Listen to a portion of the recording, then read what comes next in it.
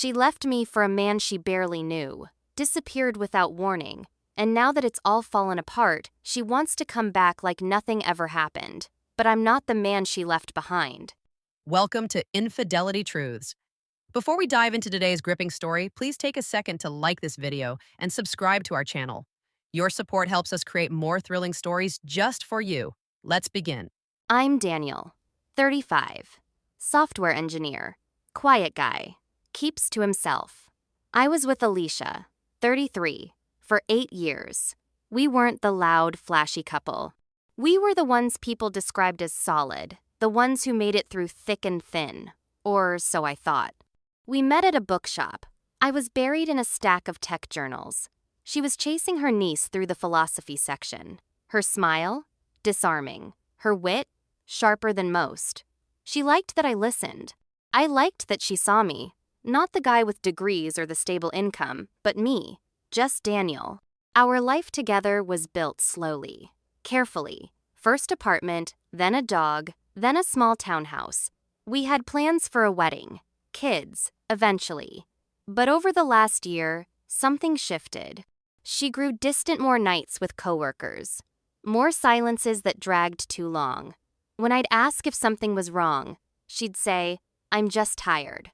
But tired doesn't make you stop kissing goodnight. Tired doesn't erase affection. Turns out, it wasn't fatigue. It was Marcus, a 31-year-old gym trainer with an Instagram full of shirtless spiritual wisdom. She met him at her yoga studio. It started as just coffee. Then, he just gets me. And before I knew it, she left. No fight, no closure. Just a suitcase missing and a note. "I need to find myself. Please don't chase me. I hope someday you understand." I was crushed. I didn't eat for days. Our dog Mila kept waiting by the door. I felt like the air had been sucked out of my home, my heart, and everything in between. But heartbreak is a funny teacher. It strips you raw, and in that vulnerability, you either drown or rebuild. I chose to rebuild. Therapy. Hiking. I started traveling solo. Iceland. Vietnam. Morocco. Not to escape, just to feel something real again. And I began journaling. Writing letters I never sent. To her. To myself. To the version of me who was always afraid to be alone. 2 years passed. Then last month, I got a message from a number I didn't recognize. "Hi, I don't even know if this is still your number. It's Alisha. Can we talk?" My stomach twisted.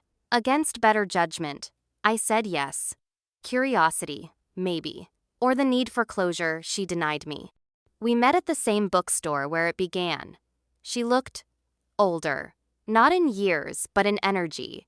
Eyes that had seen too much. Lips that struggled to form a smile. She told me Marcus cheated, multiple times. She left him 6 months ago. She was staying with her sister now, working retail, trying to piece herself back together. And then she said it. "You were my safe place, Daniel." I didn't realize how rare that is. I made the biggest mistake of my life. I let the silence stretch. Not because I wanted her to squirm, but because I was finally okay with the quiet. I told her the truth. That I forgave her. That I hoped she healed. But I wasn't the same man anymore. I wasn't a safety net for someone's indecision. I had outgrown the version of myself that would have taken her back. She cried. She asked if we could maybe start slow. I said no. Not cruelly, not bitterly, just truthfully.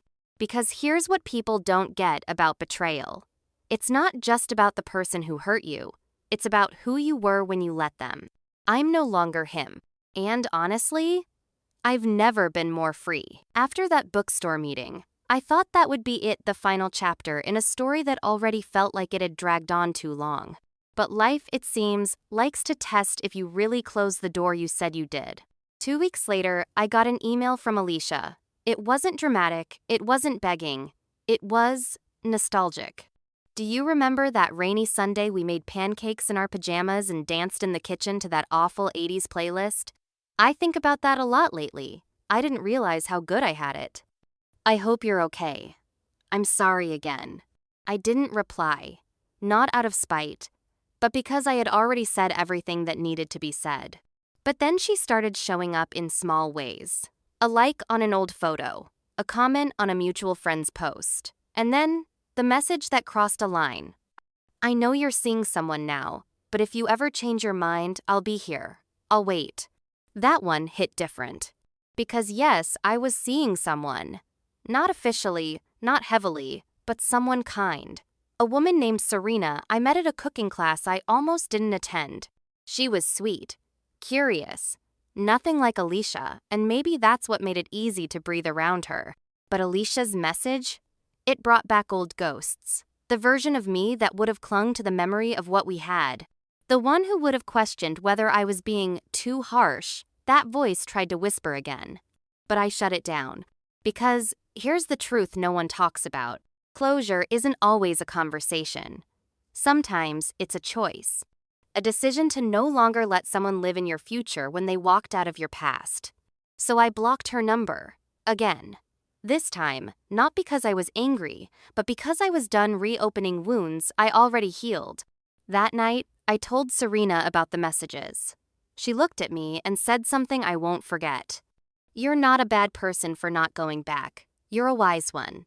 I think I fell for her a little more in that moment. A few months passed.